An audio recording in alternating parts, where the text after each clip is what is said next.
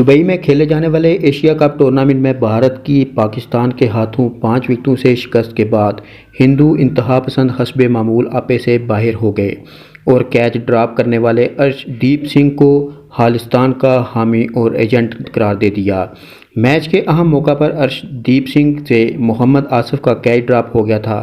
جس کے بعد بھارتی سوشل میڈیا پر ارش دیپ سنگھ کو بدترین تنقید کا نشانہ بنایا گیا۔ ہندو انتہا پسند صارفین نے ارش دیپ پر جان بوجھ کر کیچ چھوڑنے کا الزام لگاتے ہوئے انہیں خالصتانی قرار دے دیا۔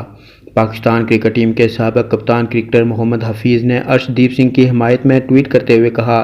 کہ کھیل میں غلطیاں ہو جاتی ہیں، بھارتی شائقین سے درخواست ہے کہ کسی کی تذلیل نہ کریں۔ سابق بھارتی کرکٹر ہربھجن سنگھ نے تنقید کرنے والوں کو آڑے ہاتھوں لیتے ہوئے کہا کہ نوجوان ارش دیپ پر تنقید کرنا بند کریں، کوئی بھی جان بوجھ کر کیچ نہیں چھوڑتا، پاکستان نے بہتر کھیلا۔